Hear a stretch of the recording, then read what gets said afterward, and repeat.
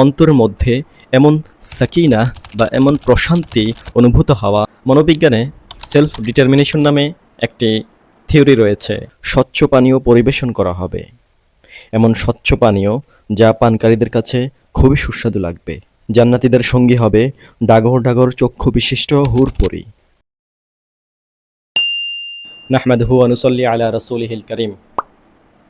রাসূল সাল্লাল্লাহু আলাইহি ওয়াসাল্লাম বলেছেন, ইন্নামাল আমালু বিন্নিয়াত, নিশ্চয়ই সকল কাজ নিয়তের উপর নির্ভরশীল। কোনো কাজ তার উদ্দেশ্য যদি ভালো হয় তাহলে প্রতিদানও ভালো হবে, আর উদ্দেশ্য যদি খারাপ হয় তাহলে প্রতিদানও খারাপ হবে। যেমন একজন মাটিতে লুটিয়ে পড়ে সেজদা করলো, উদ্দেশ্য হলো কোনো মূর্তি বা দেবদেবীকে সন্তুষ্ট করা, তাহলে সেটি হবে সুস্পষ্ট শিরক।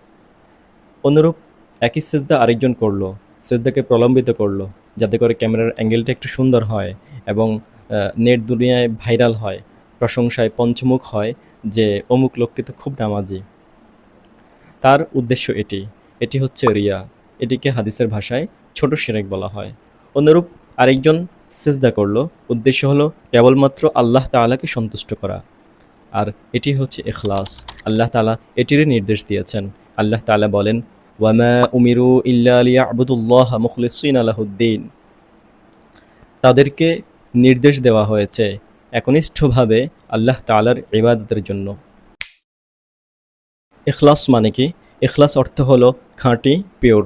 আল্লাহ তাআলা অন্যত্র বলেন, মিম বাইনি ফারসিন ওয়াদামিন লাবানান খালিসা, অর্থাৎ হে বান্দা, আমি তোমাদের জন্য চতুষ্পদ জন্তু থেকে, যেমন গাভী, ছাগল, উট, এগুলো থেকে খালেস দুধ, লাবানান খালেসা, পিওর দুধ বের করি, ইখলাসওয়ালা দুধ অর্থাৎ খাঁটি দুধ বের করি। কোন অবস্থার মধ্য থেকে? মিম্বাই নিফারথিন ওয়াদামিন, গাভীর যে গোবর বা মলমূত্র এবং রক্তের মাঝ থেকে আমি খাঁটি দুধ বের করি। এই দুধের মধ্যে সামান্য এক ফোঁটা গোবর বা রক্ত পাওয়া যাবে না। তো আমরাও বিভিন্ন ফিতনায় জর্জরিত।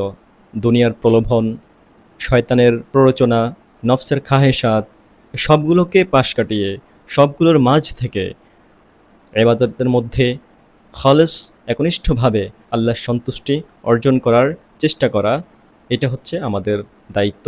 এটাই হলো ইখলাস। ইবাদতের মধ্যে ইখলাস কেন প্রয়োজন? এক, ইবাদত কবুল হওয়ার জন্য।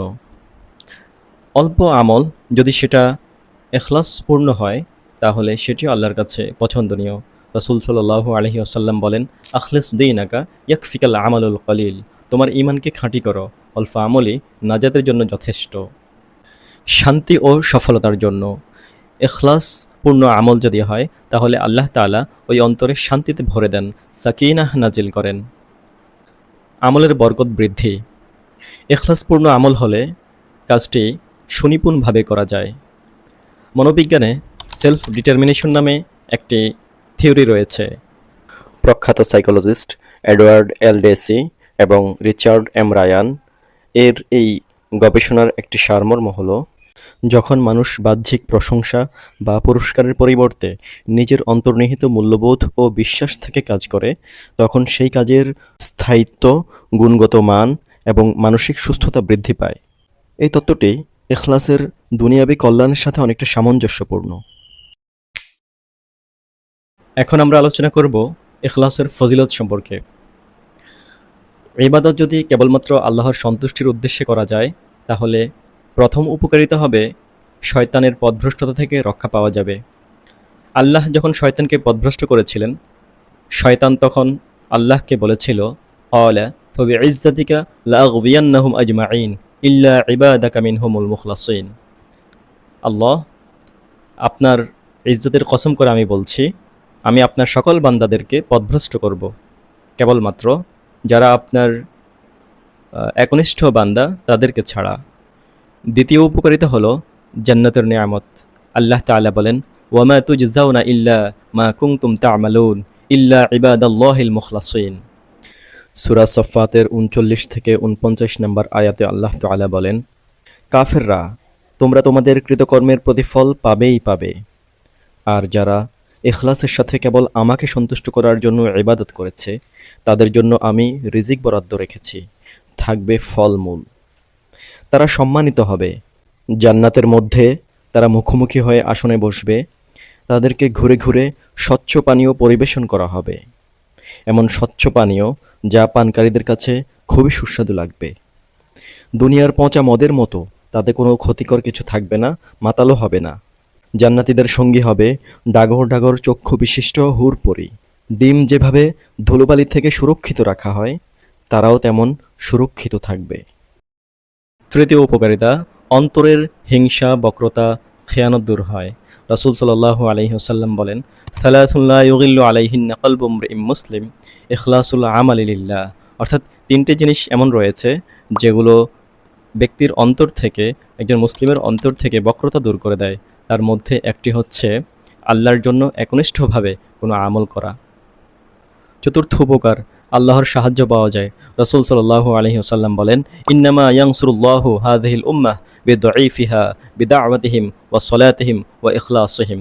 আল্লাহ তাআলা অবশ্যই এই উম্মতকে সাহায্য করবেন দুর্বলদের মাধ্যমে, তাদের দাওয়াত, তাদের নামাজ, তাদের ইখলাসের বরকতে। ৫ নম্বর উপকারিতা, ইখলাসপূর্ণ আমলের উসিলা দিয়ে যদি কোনো দোয়া করা হয়, আল্লাহ তাআলা সেই দোয়া কবুল করে নেন। সহিহ বুখারী, সহিহ মুসলিম সহ বিভিন্ন হাদিসের কিতাবে একটি ঘটনা বর্ণিত রয়েছে। ৩ জন যুবক একটি পাহাড়ের গুহায় আটকে গিয়েছিলেন। পাহাড়ের গুহায় একটি বিশাল আকৃতির পাথর এসে পড়ল। তখন তাদের প্রত্যেকে তাদের এমন ৩টি নেক আমলের উসিলা দিয়ে আল্লাহর কাছে দোয়া করেছিলেন, যেগুলো কেবলমাত্রই আল্লাহর সন্তুষ্টির উদ্দেশ্যে তারা করেছিলেন। প্রথম জন করেছিলেন যে, আল্লাহ, আমি জিনা করতে গিয়েছিলাম একজন নারীর সাথে। যখনই আপনার কথা স্মরণ হয়েছে, তখন একমাত্র আল্লাহকে সন্তুষ্ট করার জন্যই আমি জিনা থেকে বিরত রয়েছি। পাথরটি একটু সরে গিয়েছিল। দ্বিতীয় ব্যক্তি, তিনি বললেন যে, হে আল্লাহ, ঘরে আমার বৃদ্ধ মা আছে। আমি কর্মস্থল থেকে ফেরার পর আমি কখনো আমার মাকে খাওয়ানো ছাড়া আমার পরিবার পরিজনকে খাওয়াইনি। একদিন এসে দেখি আমার মা ঘুমিয়ে গিয়েছিল। তখন আমি সারা রাত আমার মায়ের শিয়রের পাশে দাঁড়িয়েছিলাম, যাতে করে আমার মা উঠে খাবার খায়। তার পূর্বে আমি আমার পরিবার পরিজনকে খাওয়াইনি। এমনকি সকাল পর্যন্ত হয়ে গিয়েছিল। হে আল্লাহ, একমাত্র আপনার সন্তুষ্টির জন্যই আমি এই আমলটি করেছি। আপনি যদি সন্তুষ্ট হয়ে থাকেন, পাথরটি একটু সরিয়ে দেন। তখন আল্লাহ তাআলা পাথরটিকে আরেকটু সরিয়ে দিলেন। তৃতীয়জন আল্লাহর কাছে দোয়া করেছিলেন যে, হে আল্লাহ, আমি একটি ভালো কাজ করেছি কেবলমাত্র আপনার সন্তুষ্টির জন্য। যে আমার বাড়িতে কাজ করেছে একজন শ্রমিক, সে পারিশ্রমিক নেয়নি, তাকে আমি খুঁজে পাইনি। পরবর্তীতে তার যেই পারিশ্রমিক ছিল সেটা দিয়ে আমি বিনিয়োগ করেছি এবং আস্তে আস্তে সম্পদ বাড়তে বাড়তে সেটা একদিন এত বেশি বৃদ্ধি পেয়েছে, তখন ওই লোকটি যখন আসলো তাকে আমি খুঁজে পেলাম। আমি তাকে বললাম, তুমি আমার কাছ থেকে কিছু পারিশ্রমিক পাবে, ওই পারিশ্রমিক তুমি নিয়ে যাও। তখন তাকে আমি বিশাল সম্পদ, বিশাল পশুর পাল সবগুলো দিয়ে দিলাম। সে অবাক হয়ে গেল। সে বলল, এগুলো আমার নয়। আমি বললাম, হ্যাঁ, এগুলো তোমার। এগুলো সবগুলোই তোমার ওই পারিশ্রমিকের বিনিয়োগ করে বাড়ানো হয়েছে। হে আল্লাহ, আপনার সন্তুষ্টির জন্যই আমি এই আমলটি করেছি। সুতরাং আপনি আমাদের দোয়া কবুল করে নিন। আপনি পাথরটিকে আমাদের গুহা থেকে সরিয়ে দিন। আল্লাহ তাআলা পাথরটিকে সরিয়ে দিয়েছেন।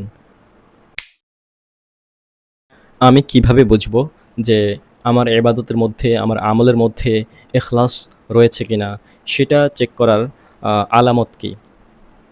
তো সিরিয়ান একজন ইসলামিক স্কলার ডক্টর মোহাম্মদ রাতেব নাবুলুসি, তিনি বলেন, তিনি 3টি চেকলিস্ট দিয়েছেন।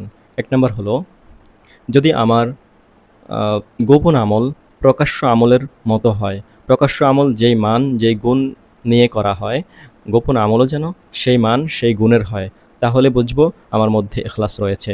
দ্বিতীয় আলামত হলো, কারো প্রশংসা বা নিন্দায় আমার আমলের মধ্যে কোনো প্রভাব তৈরি হয় না, তাহলে বুঝবো যে আমার মধ্যে ইখলাস রয়েছে।